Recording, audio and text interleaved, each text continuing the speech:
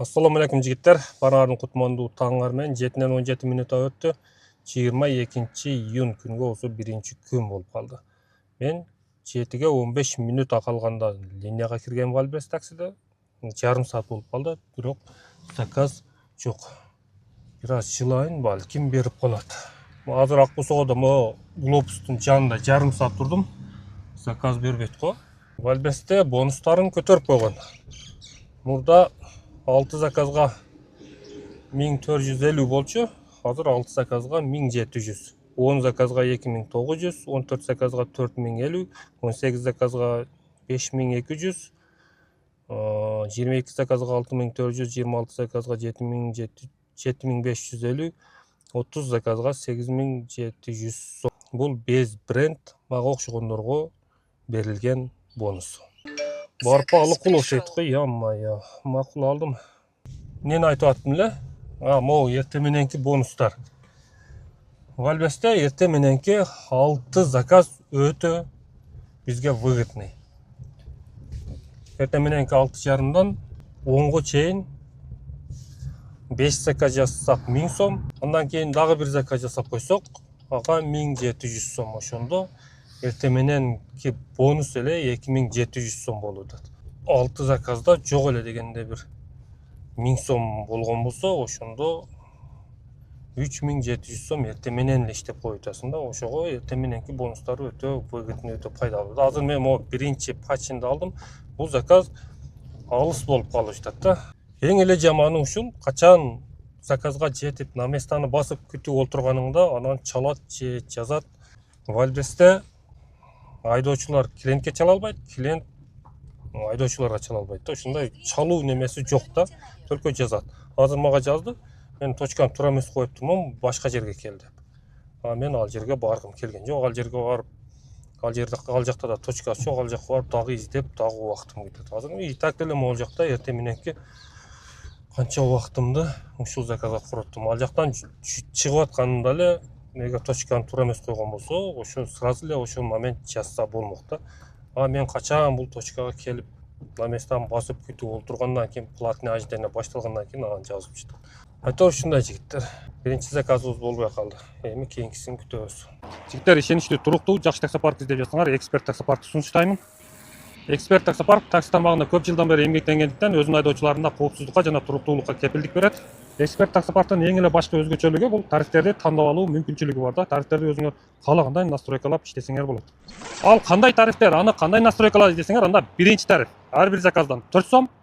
Жок, ал болбоду, мага ал жакпады десеңер, анда экинчи тариф ар бир заказдан 2%. Жок, аның да жакпады десеңер, анда мен тандаган, дайым мен иштеп жүргөн тарифти тандасаңар болот. Бул мага жаккан эң эле жакшы тарифи. Мага ушул тариф жагат да. Бул суткасына 55 сом. Канча сом иштесең дагы суткасына 55 сом гана төлөп коюп иштей бересиң. Бул мага өтө ыңгайлуу. Эксперт таксопаркка кошулуп, фото көзөмөлдөн өткөндөн кийин баласыңарга 100 сом саламдашуу бонус түшөт. Дагы кошумча каражат табуу мүмкүнчүлүгү бар. Ал кандай десеңер, досуңду чакыр программасы бар. Бир досуңарды алып келсеңер 1000, экөөнү алып келсеңер 2000, үчөөнү алып келсеңер 3000. Кыскасы, досуңарды алып келгенче кошумча каражат тапсаңар болот. Айдоочуларга 24 саат бою техникалык колдоо көрсөтөт. Кыргызстандагы ишенимдүү өнөктөш Эксперт таксопарк менен биргеликте иштеп, жакшы кирешет тапкыла. Барыңарга. Подача 5 минута. Андан ары биз барабыз. Жакын эле ошо Акбусоодун ичинде эле экен бул заказ. Өтө сонун. Ушундай заказдан 5ти ушул Акбусоодун ичинен чыкпай эле ушул жерде жасап койсом, өтө сонун болмок. Бирок тилекке каршы андай болбойт да. Ойлогондой боло бербейт.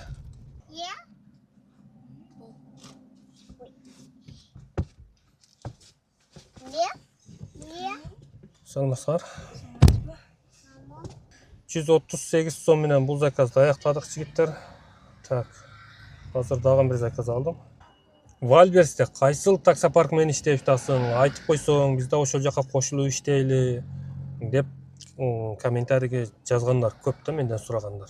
Мен өзүм иштеген таксопаркты силерге сунуштай албаймын. Эмнеге дегенде, буга чейин жаман ой пикирлер айтылган да ал таксопаркка. Ошондуктан сунуштай албайм. Мен жеке өзүмө болсо андай мамиле боло элек. Жаман мамиле, орой мамиле же болбосо акчамды бербей коюп, андай мамиле мен жеке өзүмө боло элек. Бирок ушундай мамиле жасады, ал таксопарк болбойт экен деген жаман негатив сөздөрдү угуп калгам. Ошондуктан силерге сунуштагым келбейт жигиттер. Дагы башка толтура таксопарктар бар, ошол жака кошулуп иштесеңер болот. Саламатсызбы? 356 сом менен бул заказды аяктадык. Азыр дагы бир заказ алдым. Саламатсызбы? Так, жигиттер 265 сом менен бул заказды аяктадык. Так, жигиттер, Аламедин базарынын ачыгынан видеону көчөсүнөн бир заказ алдым. Бул заказ менен 350 ага барат экенбиз. Ал жерге чейин 19 минута. Алейкум. 9-дан 25 минут өтті жигиттер, бул заказды аяктадым. Азыр эми акыркы 5-чи заказды күтүп атам. Чүйдөн бери өтөт го. Так, жигиттер, жанакы заказ аты менен болду. Стременко салам деп немеге жазган экен комментарийге. Стременко менин түшүнүгүм боюнча бул жанагы лестница, тепкич ушундай бир нерсе болуш керек деп ойлойм да. Анан ошого эме кылдым.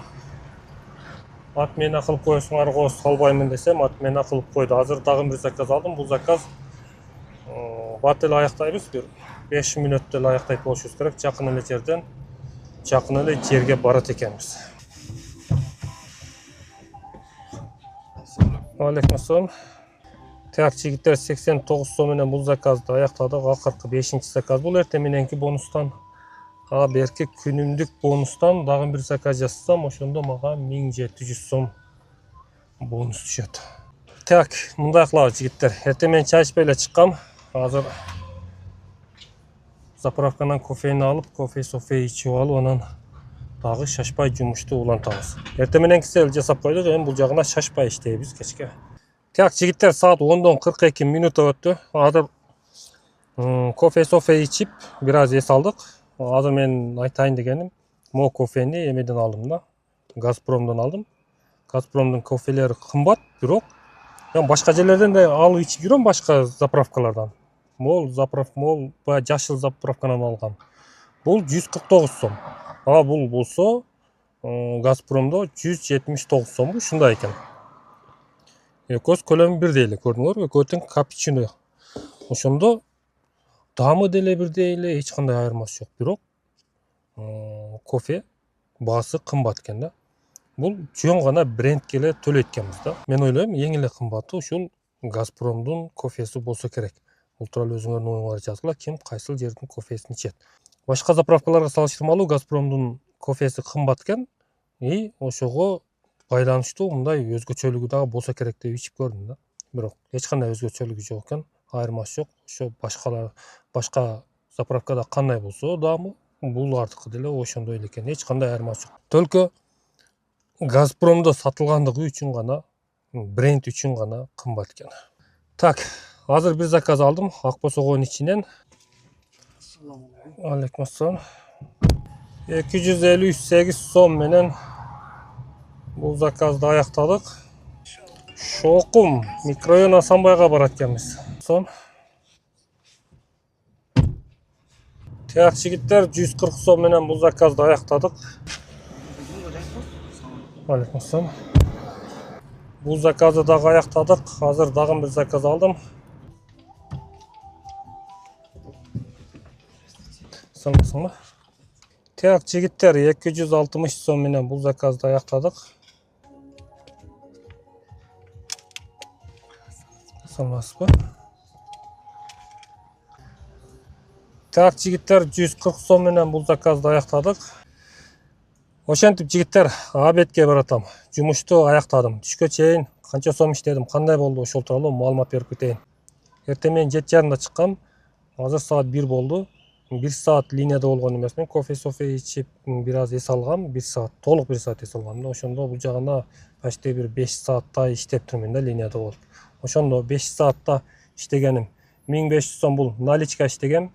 Ага кошобуз 1000 сом эртең мененки бонус, ага кошобуз 10 заказга 2900 сом бонус. Ошондо жалпы 5400 сом. Бүгүнкү түшкө чейинки иштегеним ушундай жигиттер. Өзүңөр билесиңер жигиттер, Валберсте азыр бонус бергенине байланыштуу жумуш өтө сонун болуп иштеп да.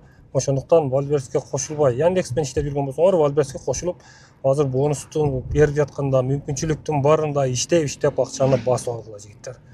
Бул бонус дагы бир күн болбосо бир күн токтойт. Анда бонусту токтоткондон кийин заказдары арзан, жумуш албетте жакшы болбой калат. Ошондуктан азыр мүмкүнчүлүктүн барында иштеп алыш керек. Вальберс бонусту токтоткон күнү водительдердин бүт баары кара Яндекске көчүп өтүп кетет го деген ойдомун да.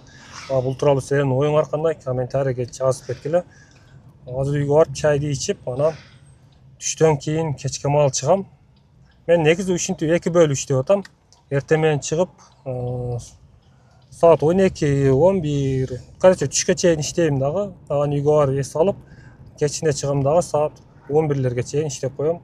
Менин графигим ушундай болуп калды. 2 бөлүп иштеп жатам да учурда.